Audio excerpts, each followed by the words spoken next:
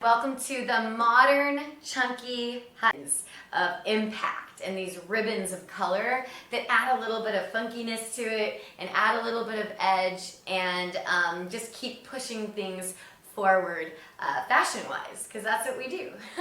Because we want to think about where the hair falls specifically with these chunkier highlights. So I also want it to feel somewhat organic, so when she swishes her head around, these chunks will be able to like flow freely and be soft and not be so glued there, right? Horizontally around the head, and we're gonna work within round sections around the entire head shape, which is going to allow our heavier pickup to flow a little bit more freely around the round shape of the head. But yes, we are going to have this bit of a mohawk section here so that it can fall exactly where it lays, so we can see those ribbons of color.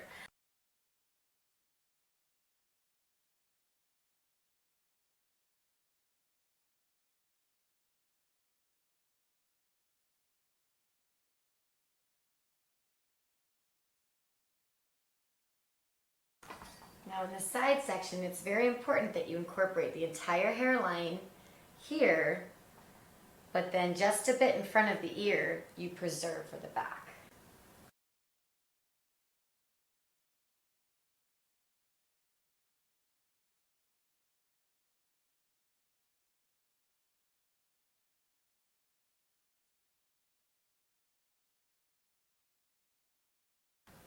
So this is different than a radial section that would drop down just behind the ear. We're actually taking our section to just in front of the ear.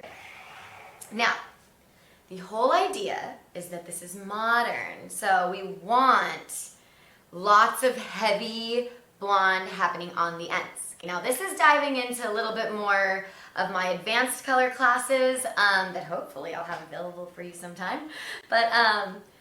But the why and how is so important to this rather than just learning a technique. So what we're going to focus on is taking a larger section here, and if you want, you can detail out this hairline with those kind of chunkier pieces, or if you almost want a bit of that kind of partial or like 3/4 head effect with those balayage pieces, you can do it this way.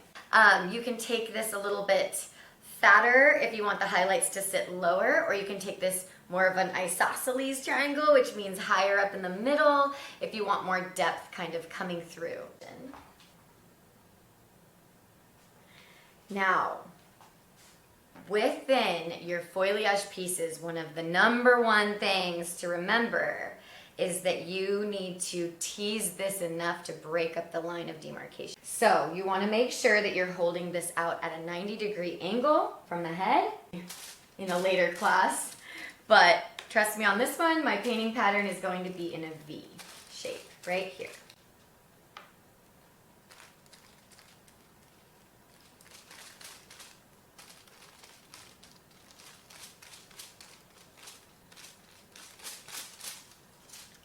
Now the important thing with foilayage is that you're actually pushing the product all of the way through your section, especially in this mid-shaft area. So I'm turning my brush vertically to make sure that I'm pushing that product through. And then I'm loading that product up to make sure that I have enough to give me the type of lift that I really want. And then I can blend it up just a bit from there, because anything that's kind of blended up from here could potentially have warmth. My next section, so this is important because this is the pattern that we're mostly going to be repeating throughout these sections. I'm going to take at the very top of that triangle, just give myself a little bit of room from the top of that triangle. About as thick as the chunky section that you're going to take is how much room you'll give yourself at the top there. Now, the reason we're taking a triangle is because this will be the negative space, which means the low light chunk.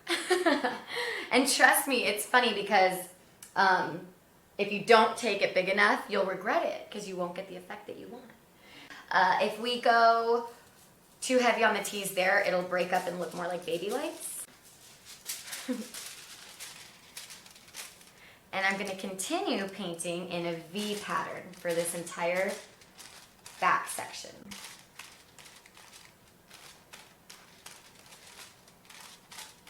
And I'm painting pretty high up because I have a heavy tease, so it's going to drop a little bit lower. If you only want to tip out, you don't have to paint as high up. If you want them to be a bit more blonde, you can paint a little higher up. So you're going to leave a little space on this side, a little space on this side, so that that low light can go next to the next one right here, so that you create negative space. So you're leaving a bit of a low light here, a bit of a low light here, and then there is, it's just one chunk. And again, just above where the top of this triangle is right where I'm going to take a section straight across. So you can see that these are 45-degree angle sections, which is great because what we know about 45-degree angle highlights is that they swing very naturally on the head, which is why this kind of pinwheel sectioning or pizza pie sectioning is so useful, because it helps us to get the most amount of movement. Because that tease is really going to soften the line, so you actually even want to be careful that you don't do too much of a tease.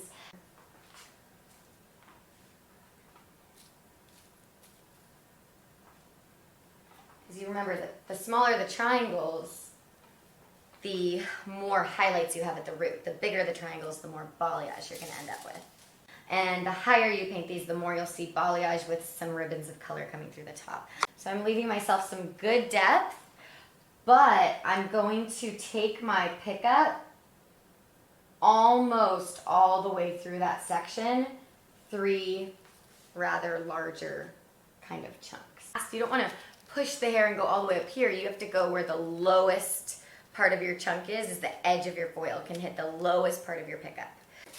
It was 2 slices for our first kind of face framing folder piece, and then a heavy weave pickup, a really heavy weave pickup right behind it with no tease, painted to the edge of the foil, then picking up all of the hair in between the foils and painting that at a diagonal back. The reason why I'm not going up so high is I really want that depth to kind of be something that sets the backdrop between these 2 sections. So I'm going to start to match with my spacing what I did in the back as I work towards the crown. I wanted this to have lots and lots of impact, so you can see going closer to the Dua Lipa and less to the blendy. Bringing my highlight, just 1 pickup in the middle, slight tease, painting just under the tease, saturating all the way through. Oh, and just to show you about this hairline, this one section, because this is more on the flat, I'm going to deal with this part in my top section. I like to kind of organically work the hairline once I get there, so I don't always listen to, you know, it being so about exactly my sectioning when it comes to customizing things for people. So, but the way that those pieces are going to fall is vertically down. I know, but I say it all the time, is respect the crown, because we don't want to have to shadow tone too much of this away. But definitely close to the root here and just a little further away from the root as I work to the crown. Cool. So now the first one is going to be a slice similar to what we did on the sides.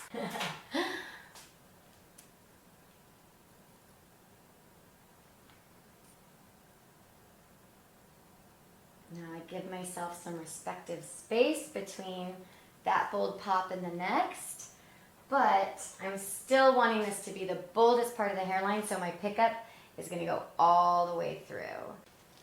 Because that inverted V is going to connect to the V's, which connects to the inverted V connects to the diagonal backs, which connects to the V.